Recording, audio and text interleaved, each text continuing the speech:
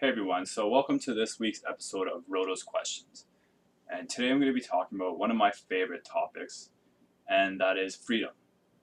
So you always hear this word thrown around, the freedom movement. We want to bring peace to the Iraqi people, like George Bush said.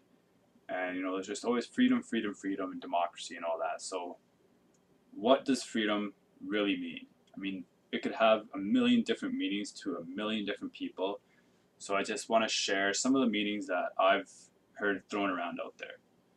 So freedom could be the right to do whatever you wish, provided it doesn't interfere with the freedom of anyone else who has a similar right.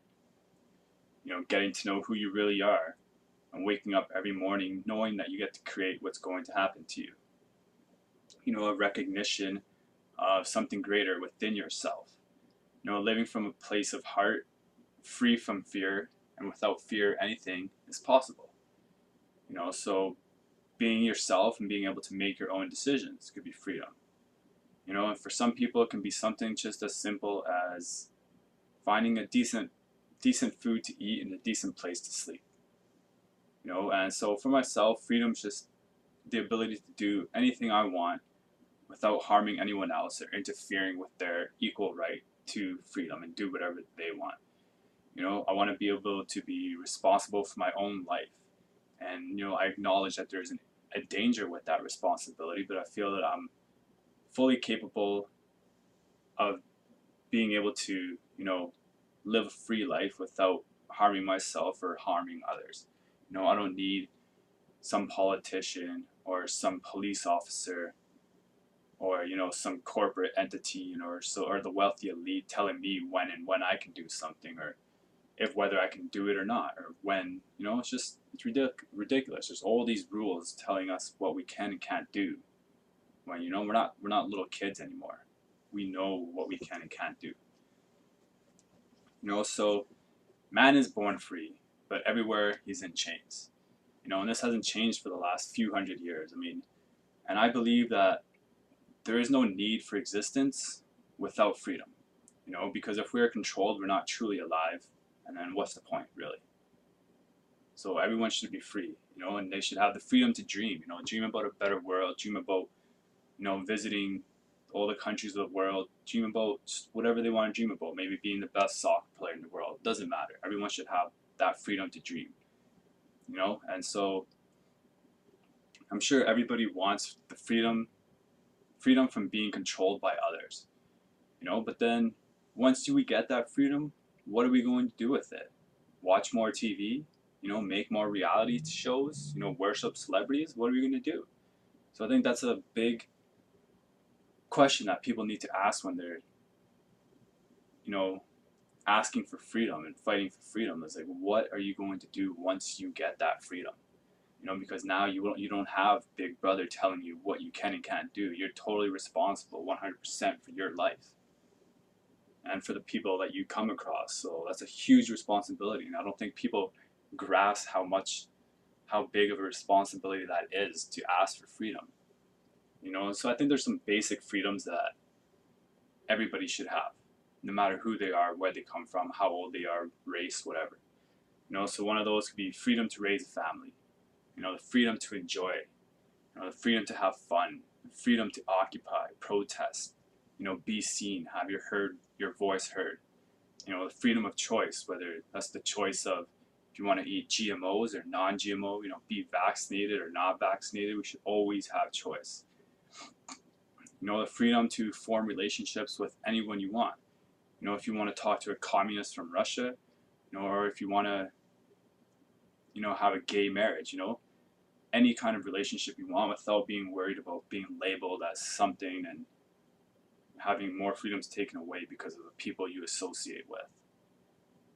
And I think one of the most important ones is freedom over our own consciousness, freedom to explore our consciousness without worrying about the police state saying, no, you can't do that because it's illegal, so just being able to explore your spiritual side without worrying about anything, because you always hear that, oh, this is the free world. We live in the free world, and we're first world countries and where everyone has freedom to do whatever they want. But there's thousands and thousands of laws telling us what we can't do.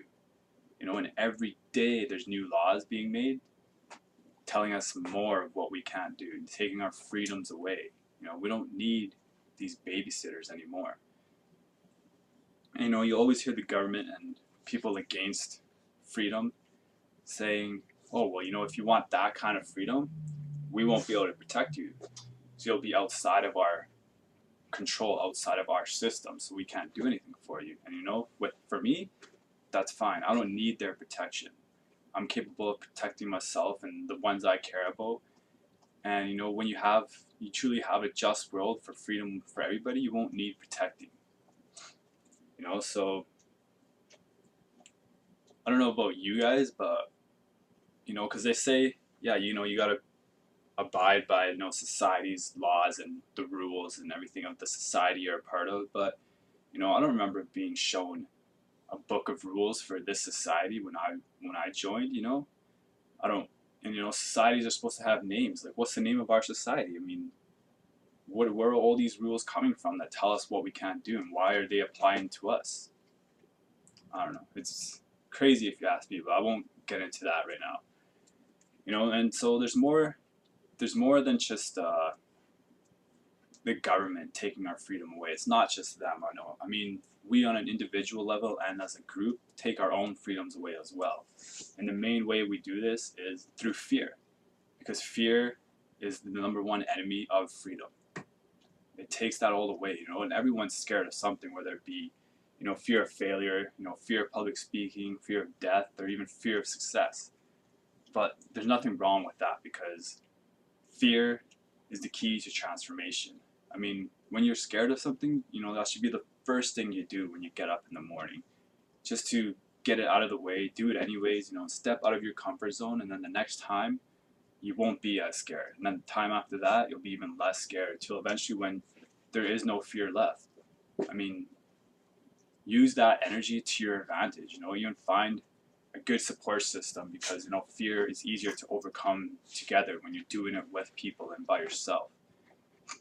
Because there's a few things that are meant to keep us in fear and keep us in the dark, and that's fear, greed, and ignorance. They keep you in the dark, and the elite and the government, people that control us, want us in the dark, because when you're in the dark, then you need someone to lead you while you're in the dark.